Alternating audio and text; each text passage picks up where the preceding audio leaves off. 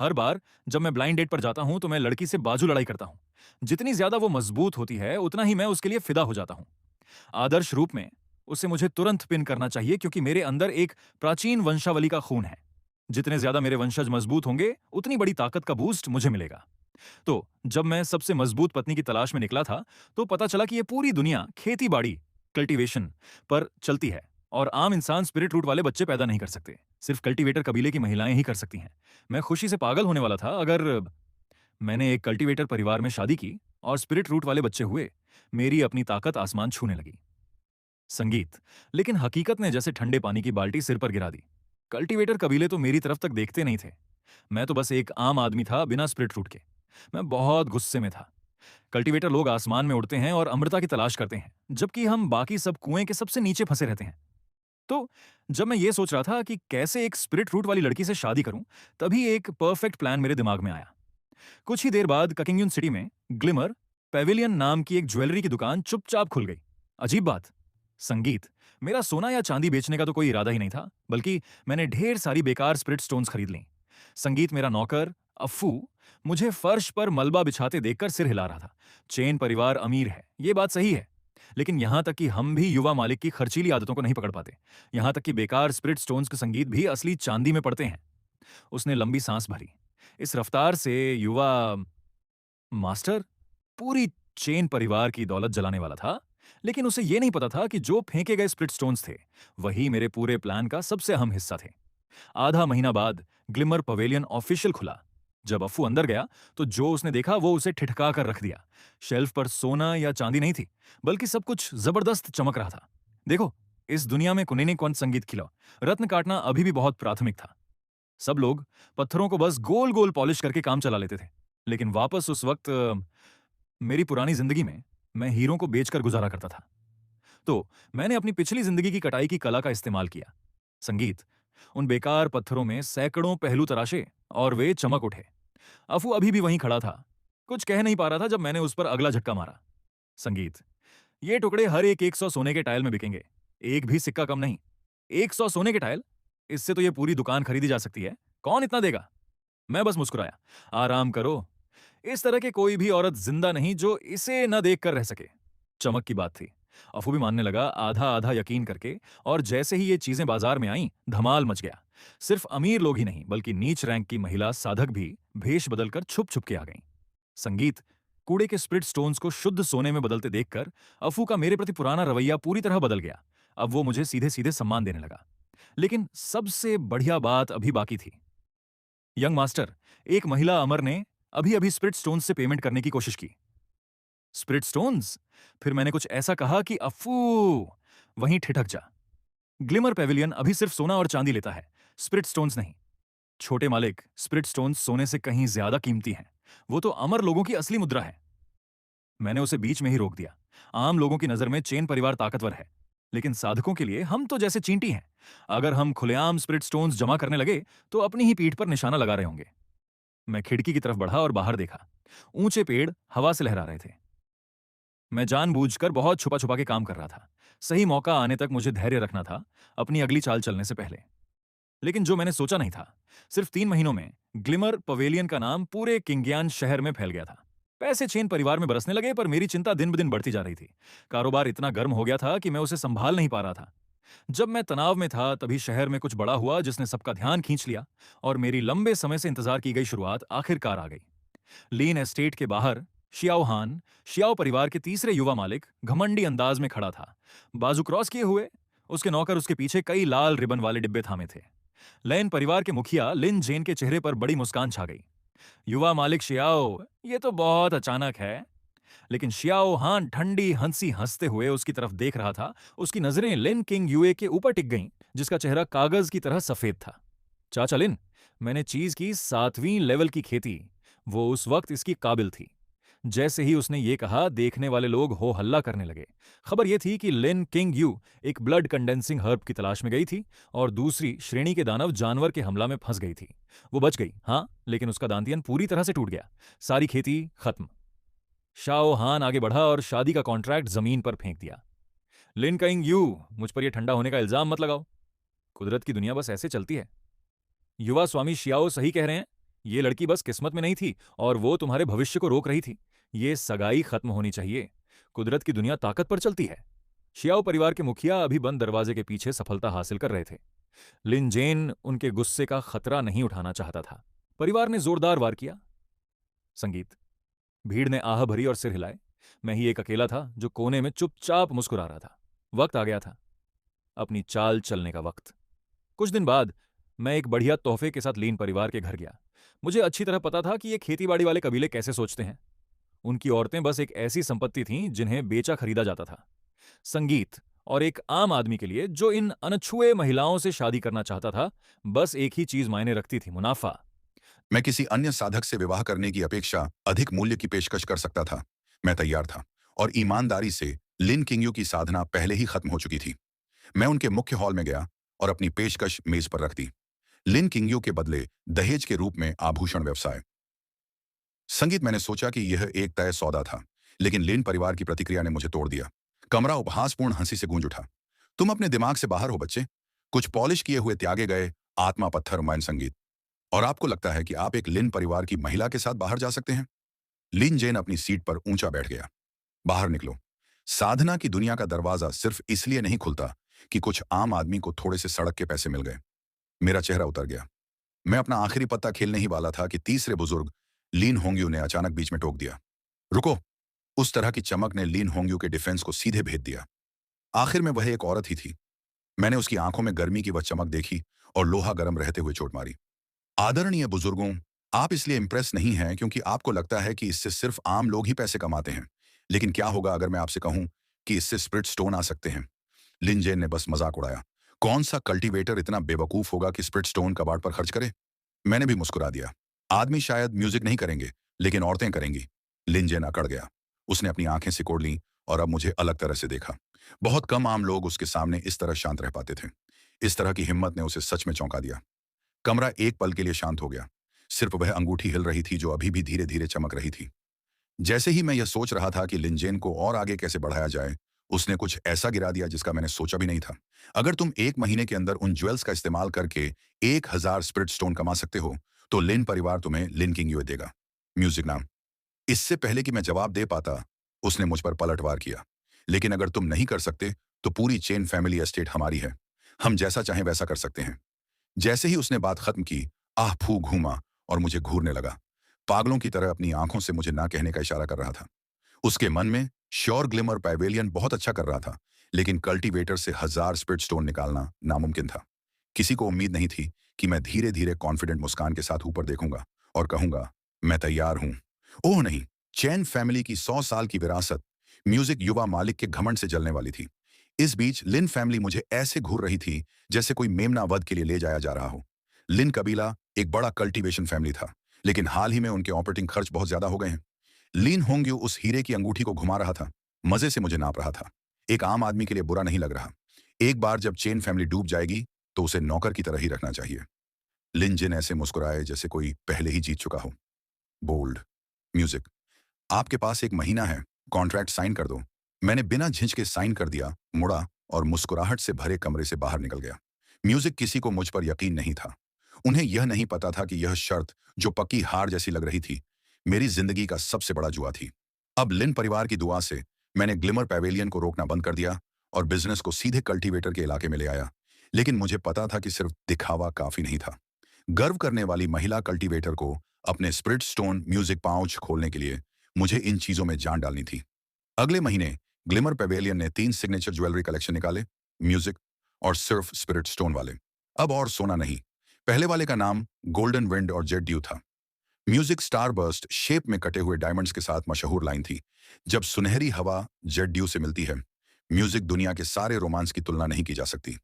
ऊपर से यह ज्वेलरी थी, सच में यह प्यार का सपना बेच रही थी। ये जवान औरतें कल्टीवेटर्स अपनी पूरी जिंदगी ट्रेनिंग में लगी हुई थी। दिल अभी खुलने ही वाले थे। उनके पास इससे बचने का कोई तरीका नहीं था। तुरंत पिघल जाना। दूसरा था dark music fragrance. Plum blossom crystal clear था, जिस पर एक क्लासिक खुदी हुई लाइन थी। हल्की परछाइयां उथले पानी को पार करती हैं। डार्क फ्रेग्रेंस चांदनी शाम में बहती है। ये वाला ठंडा और अनछुआ था और तुरंत उन ऊंचे पद की औरतों को बर्बाद कर दिया जो खुद को म्यूजिक सबसे ऊपर मानती थी। तीसरा और आखिरी पीस शो स्टॉपर था, चान हुआन। एक बहुत बड़ा डायमंड, फुल मून स्टाइल। मैंने सबके सामने जोर से पढ़ा, हम लंबे समय तक जिएं और हजारों मील दूर इस चांदनी को शेयर करें। पूरा शहर इसे भूल गया। सिर्फ महिला साधक ही पागल नहीं हो रही थी, बल्कि पुरुष साधक भी अपने पार्टनर को जीतने के लिए दांत पीस रहे थे और स्प्रिट स्टोन उगल रहे थे। ग्लिमर पैवेलियन का दरवाजा लगभग टूट गया था। म्यूजिक, मुझे golden wind jet due set दो, मुझे चुन हुआन चाहिए। स्प्रिट स्टोन पिलिन के पहाड़ को घूरते हुए। काउंटर पर स्प्लिट स्टोन्स के पहाड़ जमा थे। अफू के हाथ कांप रहे थे। चेन परिवार बच गया। 1 महीने बाद मैं फिर से लिन परिवार के मुख्य हॉल में गया और मेज पर 1000 स्प्लिट स्टोन्स डाल दिए। घनी आध्यात्मिक ऊर्जा ने पूरे लेन परिवार की सांसें भारी कर दीं। लेन किंगयू की आंखों में जो तिरस्कार था वो पूरी तरह गायब हो गया था। उसकी जगह मुश्किल से छुपा लालच और हैरानी थी। तुम सच में एक असली बिजनेस के जीनियस हो भतीजे। ये शादी, लिन परिवार, सबने मंजूरी दे दी। लिन परिवार में कोई भी सोचता नहीं था कि मैं सच में ऐसा कर पाऊंगा। लेकिन जब हैरानी खत्म हुई तो उनकी नजरें थोड़ी उलझ गईं। वे एक बेकार लड़की के बदले एक पैसा बनाने वाली मशीन ले रहे थे। लिन परिवार उसे पूरी तरह लूट रहा था। ये चेन चांगशेंग लिन किंगयू के लिए पूरी तरह पागल होना चाहिए। आम लोग बिल्कुल समझ नहीं पाते। सोचते हैं कि किसी कल्टीवेटर से शादी करने से वे क्लब के हिस्सेदार बन जाएंगे। कोई फर्क नहीं पड़ता। अगर स्पिरिट रूट नहीं है तो जल्दी मर जाना तय है, जैसे हर दूसरे चींटी की तरह। अफू ये सब सुन रहा था और उसे लगा पेट में गांठ सी पड़ गई थी। अब लिन कैंग्यू का क्या मतलब रह गया है? वो अब और खेतीबाड़ी नहीं कर सकती। हाँ, वो खूबसूरत है, लेकिन क्या वो वाकई इस सबके काबिल थी? मैं अपने आसपास की हर बात को अनसुना कर दिया और शादी के नियमों पर ध्यान लगाकर मन लगा लिया। शादी 3 दिन में होगी। इसके बदले मैंने ज्वेलरी बिजनेस के ज्यादातर मुनाफे सौंप दिए और आने वाले सभी शाखा स्टोर का प्रबंधन संभाला। हवेली से बाहर निकलते हुए मैंने मुड़कर उन लाल मुख्य दरवाजों को एक लंबी नजर से देखा। सौदा हो चुका था, लेकिन मैं कोई खुशी महसूस नहीं हुई। बस एक शांत उदासी की लहर थी। पूरे इस लिन चिंगयुके की तकदीर को लेकर बातचीत में किसी ने यह तक नहीं पूछा कि वह खुद क्या चाहती है। वो तो बस सामान थी जिसे श्याओ परिवार ने वापस कर दिया, फिर अपनी ही जाति ने फायदा उठाने के लिए बेच दिया। मुझे बेचा गया, एक आम आदमी को। मैंने शादी का करार अपने सीने से लगा लिया और धीरे से एक आह भरी। ये कल्टीवेशन की दुनिया सच में ताकत पर चलती है। जो भी ऊंचा होता है, जैसे ही वो गिरता है, पूरी तरह से दूसरों के हाथों निर्भर हो जाता है। लेकिन मैंने इसे झटका दिया। मैंने खुद को संभाला। असल में इस सौदे में कौन जीत कर निकला, अब ये कहना बहुत जल्दबाजी होगी। अब जो सबसे जरूरी था वो था ये शादी पूरी करना और बच्चे पैदा करना, ताकि मैं अपनी ताकत बढ़ा सकूं। 3 दिन बाद लिन के हवेली में लिन किंगयू एक कांसे के आईने के सामने पूरी दुल्हन के जोड़े में बैठी थी। फीनिक्स ताज, सुनहरी चोला, मेकअप एकदम परफेक्ट। भले ही उसकी साधना खत्म हो गई हो, वर्षों की मेहनत से बनी उसकी अजेय आभा अभी भी बरकरार थी। वह बेहद खूबसूरत लग रही थी। कोई आम लड़की नहीं। औरत करीब आई। उसकी नौकरानियां, संगीत, उसकी परछाई को देख रही थीं और खुद को रोक नहीं पाईं। वो कितनी खूबसूरत है। कोई आश्चर्य नहीं कि चेन चांगशेंग ने सिर्फ उससे शादी करने के लिए अपनी सब कुछ दांव पर लगा दिया। फिर भी ये कितना बर्बाद करना है। उसकी जैसी औरत का एक आम आदमी से शादी करना कितना अफसोस की बात है। लिन किंगयू ये सब सहते हुए बैठी थी। उसका चेहरा फीका था, आंखें खाली। संगीत, ऐसा नहीं था कि उसने इसे खत्म करने का सोचा ना हो, लेकिन ठीक कल रात लिन झन ने उसे धमकी दी थी। अगर उसने कुछ भी करने की कोशिश की तो उसके पूरे परिवार की शाखा लिन कबीले से हमेशा के लिए निर्वासित कर दिया गया। अपने भाइयों बहनों की खातिर उसके पास कोई और रास्ता नहीं था, बल्कि इसे सहना पड़ा। बीते हफ्तों ने उसे तोड़ दिया था। उसके पूर्व मंगेतर की सार्वजनिक बेइज्जती, उसके परिवार की बेरहम धोखा, उसके अंदर कुछ भी बाकी नहीं बचा था। और ये चेन चांगशेंग, जिसे वह कभी मिली तक नहीं थी। ऐसे अमीर नौजवान उसने पहले भी बहुत देखे थे। संगीत, मोटा, आत्मसंतुष्ट, हर महिला के पीछे भागता रहता था। ये लड़का भी शायद उनसे अलग नहीं था। यही सोचकर उसकी गाल से एक आंसू बह निकला। संगीत, खामोशी लाल शादी के जोड़े पर गिर रही थी। शादी के दिन जुलूस मीलों तक फैला हुआ था। ढोल और घंटियां हवा में गूंज रही थीं। पूरा 10 मील लंबा लाल दहेज सड़क पर बिखरा था। मैंने ये सब जानबूझकर किया था ताकि लिन किंग यू को उसकी गरिमा के मुताबिक शानदार विदाई दे सकूं और उन सब लोगों की बोलती बंद कर दूं जो उसके नीचे शादी करने की बातें कर रहे थे। उस वक्त मुझे पता नहीं था कि यह फैसला मेरी जान पर बन सकता है। ज्यादा दूर नहीं, ज्यू टावर के अंदर शाओहान ये सब ठंडे दिमाग से देख रहा था। आंखें, इंसान कितने सतही होते हैं यार। जो चीज मेरी शियाओ फैमिली ने कचरे की तरह फेंक दी, ये गांव वाले उसे कीमती समझ रहे हैं। बेकार। पर फिर उसने अपनी एक्स फियांसे के बारे में सोचा, जो किसी और आदमी के साथ करीब आने वाली थी, और कुछ उसके अंदर मचल उठा। कितना बेकार टाइम लगा इन मस्खरों को शो करते देखकर। मेरी आंखों का अपमान है ये। उसने ताना मारा और गुस्से में चल दिया। इस बीच लिन परिवार के दरवाजे पर शादी की पालकी आई और शादी की देखरेख करने वाली महिला ने आवाज लगाई। लाल घूंघट के साथ लिन किंगयू ने गहरी सांस ली। उसने कांपता हुआ हाथ बढ़ाया और जब लाल फीताश्री दूसरी तरफ से पकड़ी गई तो उसे कुछ महसूस हुआ, एक मजबूती देने वाली ताकत। उस रात आकाश और धरती ने उन्हें सुहाग की चौकी में भेजा। लीन का लाल घूंघट धीरे धीरे उठाया गया और जैसे ही उसने अपनी आंखें उठाईं वह ठिठक गई। सामने उसका सामना एक ऐसा चेहरा था जो बेहद सुंदर था, इतना कि उसने अपने संप्रदाय के सबसे बेहतरीन शिष्यों को भी मात दे दी। वह मुस्कुराया, गर्मजोशी से भरा। मेरी जान। बस इतना ही। संगीत सुनते हुए मेरी आवाज सुनकर लिन किंग यूए की छाती की तनी हुई मांसपेशियां थोड़ी ढीली पड़ गईं। कम से कम यह चेहरा तो देखने में बुरा नहीं था, लेकिन असली हैरानी अभी आने वाली थी। उस रात लिन किंग यूए घबराते हुए बिस्तर के किनारे बैठी थी। जो होने वाला था सोचते हुए उसके गाल लाल हो गए। आखिरकार वह अभी भी एक संवरी हुई लड़की थी, लेकिन किसी कारणवश मैंने उसे जल्दी करने की कोशिश नहीं की।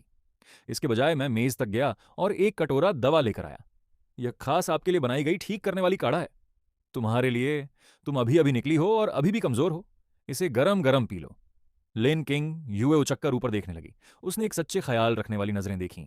उसका आवाज कांपते हुए निकला, तुम पूरा करने वाले नहीं हो? मैंने कटोरा धीरे से नीचे रखा। हमारे पास काफी वक्त है। मुझे पता है तुम्हारे अंदर दर्द है। तुम्हारा शरीर अब भी ठीक नहीं हुआ है। पहले उसका ध्यान रखो, बाकी सब इंतजार कर सकता है।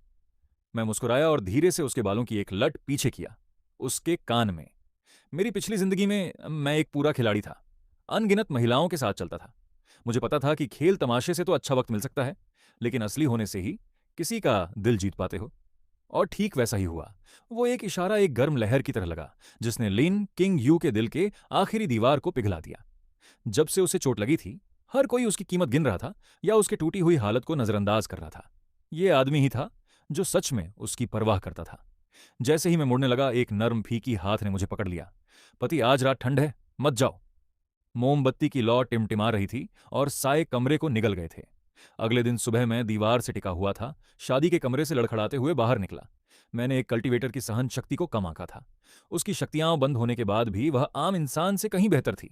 लेकिन पिछली रात को सोचकर मैंने खुद को संभाला। पीछे के दरवाजे की ओर देखा और मुट्ठी बांधी। सह ले। अमृता के लिए थोड़ी पीठ दर्द क्या है, 1 महीने से ज्यादा समय बाद। बहुत कोशिश के बाद लिन किंग यूए आखिरकार गर्भवती हो गई। उसी समय मेरे दिमाग में खून की वंशावली के पेड़ पर एक लाल संगीत वंशफल धीरे धीरे बन रहा था। मैं बहुत खुश था। जिस दिन लिन किंग यूए बच्चे को जन्म देगी, उस दिन मैं उस फल को लेने वाला था। लेकिन जैसे जैसे उसका पेट बड़ा हो रहा था, बच्चा ज्यादा से ज्यादा ऊर्जा मांग रहा था। यहां तक कि लिन किंग यूए, जो कभी एक साधक थी, अब खुद को संभालने में भी मुश्किल महसूस कर रही थी। मैं पागल हो रहा था, इधर उधर घूम रहा था, बिल्कुल समझ ही नहीं पा रहा था कि क्या गलत हो रहा है। फिर लिन किंग यूए ने शांत होकर कहा, पति, ये तो एक संकेत।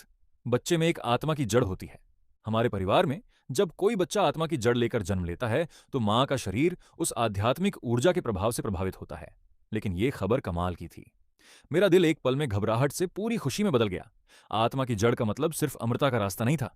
इसका मतलब था कि खून की नस्ल का फल बेहतरीन गुणवत्ता का होगा। इसके बाद मैंने कोई कसर नहीं छोड़ी, दुर्लभ जड़ी बूटियों और आध्यात्मिक खजानों को ढूंढने में। मैं लिंचिंग यू की हर जरूरत का पूरा ध्यान रखता रहा। वह देखती रही। मैं उसके लिए भागदौड़ कर रहा था और उसकी आंखों में नरमी और गर्मजोशी छा गई थी। अब मैं एक आम आदमी था, फिर भी उसने कभी इतनी खुशी महसूस नहीं की थी। दिन गुजरते रहे और लिंचिंग यू के बच्चे के जन्म का समय करीब आ रहा था। लेकिन एक बड़ा संकट धीरे धीरे करीब आ रहा था। शियाओ परिवार में शियाओ हान अपने सूत्रधार की रिपोर्ट सुन रहा था। उसका चेहरा बादल जैसा गहरा था। तो चैन चांग शेंग दुर्लभ दवाइयां इकट्ठा कर रहा है सिर्फ उस निकम्मे की प्रेगनेंसी को स्थिर रखने के लिए। हाँ, युवा मालिक। और लिंचिंग यू अब किसी भी दिन होने वाली है। शाओहान ने अपने हाथ में जेड का कप तोड़कर चूर चूर कर दिया। सगाई तोड़ते ही उसे उम्मीद थी कि लिंचिंग यू दुखी रहेगी, लेकिन इसके उलट मैंने उसे एक भव्य शादी में ले जाकर खुश कर दिया। पर जो बात उसे सबसे ज्यादा चुभी वो ये थी कि लिंचिंग यू शायद एक आत्मा मूल वाला वारिस लेकर चल रही है।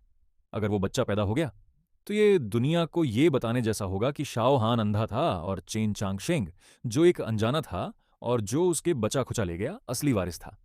यहां विजेता हूं। मेरी बदनामी पर चढ़ने वाला एक नीच इंसान। चलो साफ सुथरा काम करो, सबको मार डालो। मुझसे टकराओगे तो तुम्हें एक ही चीज मिलेगी, मौत की सजा। उस रात डिलीवरी रूम से लिंचिंग यू के दबे हुए दर्द के रोने की आवाजें आ रही थीं। मैं आंगन में बेचैनी से टहल रहा था। 2 जिंदगियां जीते हुए भी ये पल एक नई जिंदगी के आने का मुझे हिला गया। फिर अचानक एक काला साया दीवार के ऊपर से भूत की तरह कूद पड़ा। कुछ गार्ड उस पर काबू पाने के लिए आगे बढ़े, लेकिन ठंडी तेज तलवार की चमक और वे खून के तालाब में गिर पड़े, बिना एक भी चीख निकाले। कौन है वहां? मेरा दिल धड़क उठा जब मैंने चिल्लाने के लिए मुंह खोला। एक हड्डियां कंपा देने वाली मारने की नीयत की लहर मुझ पर टिकी। वहीं था एक साधक की आभा। मेरा सारा शरीर ठंडा पड़ गया। मैं प्रतिक्रिया देने से पहले ही एक आध्यात्मिक ऊर्जा की लहर ने मेरा गला दबा दिया। ठंड सीधे मेरे दिमाग तक पहुंच गई। एक काले वस्त्र में लिपटा शख्स धीरे धीरे मेरी तरफ बढ़ा। उसकी आंखें खून की प्यास से भरी थीं। मुझे ऐसे देख रहा था जैसे मैं पहले ही मर चुका था। लिन परिवार? मैंने जबरदस्ती वो 2 शब्द निकाले। लिन परिवार मुझसे फायदा उठा रहा था। वो हंस को क्यों मारेंगे? बच्चा, अगली जिंदगी में अपनी आंखें जरा चौड़ी खोलना। गलत औरत से शादी करने और यंग मास्टर शियाओ के चेहरे पर थप्पड़ मारने का दोष खुद पर डालना। शियाओ हान तो वो था। मेरे अंदर गुस्सा फूट पड़ा। ठीक है, अब तुम्हें विदा करने का वक्त है। तुम्हारी पत्नी और बच्चा भी जल्दी ही तुम्हारे पास आ जाएंगे। उस शख्स की पकड़ सख्त हो गई, जैसे मेरी गर्दन दबाने वाला हो। आखिरी पल में डिलीवरी रूम से अचानक तेज आवाज आई। एक नवजात बच्चे की जोरदार चीख। काले कपड़ों में आदमी ठहरा, स्वाभाविक तौर पर डिलीवरी रूम की तरफ देखा। उसी पल जो लाल फल मेरे दिमाग के अंदर गहराई से पनप रहा था, वो आखिरकार पक गया और मैंने बिना सोचे उसे निगल लिया। अगली ही सेकंड में एक जबरदस्त ताकत की लहर मेरे पूरे शरीर में दौड़ गई। एक पल में जो भी अंदर से मुझे बंधे हुए था, वो साफ टूट गया। उस ऊर्जा की लहर ने मेरी नाड़ियों को चीर दिया, मेरी मौत जैसी हर कमजोरी को जला दिया। शरीर, स्वर्ग और पृथ्वी की आध्यात्मिक ऊर्जा मेरे पास दौड़ती हुई आई, मेरे अंदर शुद्ध शक्ति में बदल गई। पलक झपकते ही मैं एक अनजान से ऊर्जा के शिखर पर पहुंच गया। काले कपड़ों वाला आदमी आखिरकार समझ गया कि कुछ गड़बड़ है। वो कमजोर जिसे वह मजाक समझकर छेड़ रहा था, उसने ऐसी आभा छोड़ी कि वो कांपने लगा। वह दहशत में था, पहले ही पीछे हट रहा था, लेकिन तब तक बहुत देर हो चुकी थी। मेरी आंखें सुनहरी चमकने लगीं और जो हाथ उसने दबाए समझे थे, वे अचानक बाहर निकल आए। उसकी कलाई में तालाबंद था। फिर चर्र, हड्डियां टूटने की आवाज। वह चिल्ला भी नहीं पाया। मैं पहले ही पास पहुंच गया था और अपना मुक्का उसके सीने में सीधे मार दिया था। उस मुक्के में मेरी पूरी ताकत थी, मेरी चरम शक्ति, जो मेरी बेइंतहा गुस्से से भरी थी। उसका सीना मुक्का लगते ही अंदर धंस गया। उसका दिल बुरी तरह चोटिल हो गया। वह पीछे उड़ गया और वहीं जमीन पर गिरकर मर गया।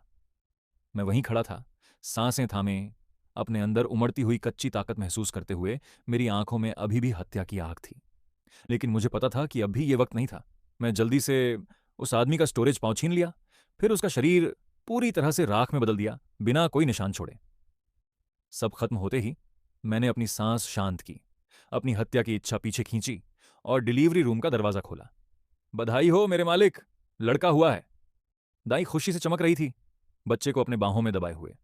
मैं तुरंत अंदर गया। पहले थकी हुई लिन किंगयुए की हालत देखी, उसका हाथ धीरे से दबाया, फिर आखिर में अपनी नजरें बच्चे पर टिकाईं। वो एकदम नन्हा प्यारा लड़का था, चेहरे के हिस्से पहले से ही मेरे जैसा दिख रहा था। जब मेरी उंगलियां उसकी त्वचा को छुईं तो मुझे महसूस हुआ, लकड़ी और आग की एक आध्यात्मिक ऊर्जा की धड़कन। उसके अंदर एक आध्यात्मिक जड़ है। जानू, बच्चा जाग गया है, लड़का है। मैंने अपनी आवाज धीरे रखी, अपनी खुशी को मुश्किल से रोकते हुए।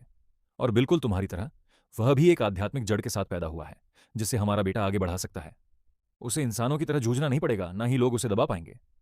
वह उस खुशी में खोई हुई थी, बिल्कुल अनजान कि अभी बाहर क्या हुआ था।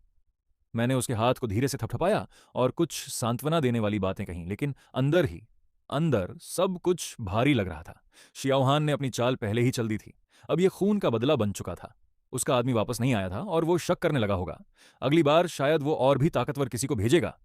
हाँ, मैं पीक क्यू कंडेंसेशन तक पहुंच चुका था, लेकिन शाओ परिवार के सामने वो कुछ भी नहीं था। अगर मैं अभी अपनी कल्टीवेशन दिखाता तो बस अपनी पीठ पर निशाना लगवा रहा होता, फाउंडेशन बिल्डिंग के एक्सपर्ट्स या उससे भी खतरनाक लोगों के लिए। मुझे सच में एक ठोस प्लान चाहिए था।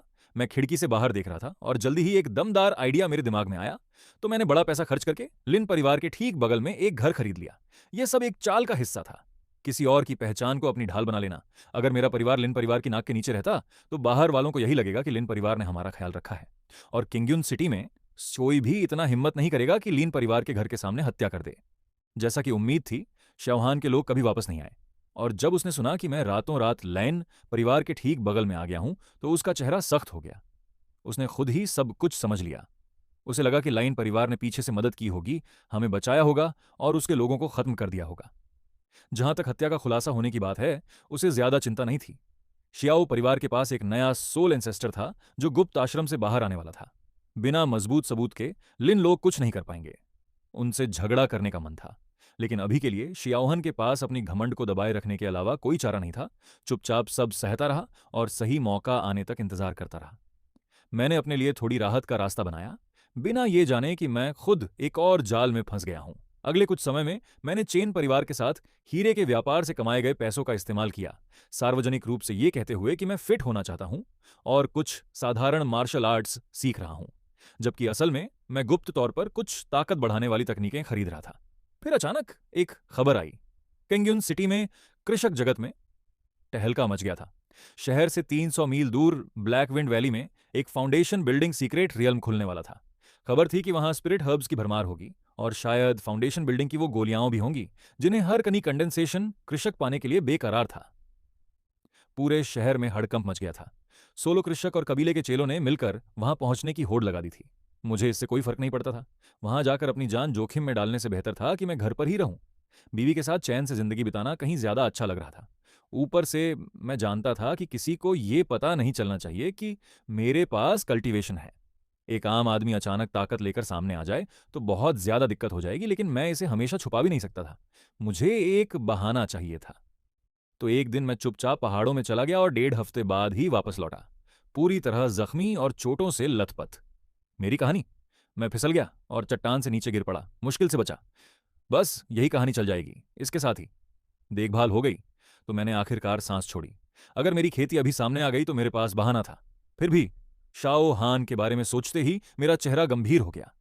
उसे बड़ा झटका लगा था और वो इसे ऐसे ही नहीं छोड़ने वाला था। जैसे ही उसे पता चल गया कि मेरी लेन परिवार से कनेक्शन सिर्फ दिखावा था, वो पूरी ताकत से मुझ पर टूट पड़ेगा। मुझे जल्दी मजबूत होना था, नहीं तो मैं किसी और का मुक्का थैला बन जाऊंगा। तो आधा साल ठीक होने के बाद जब लिन किंग्यू फिर से अपने पुराने हाल में आ गई तो मैं नमस्कार दोस्तों, अगर आप अगला भाग देखना चाहते हैं तो लाइक और कमेंट करें।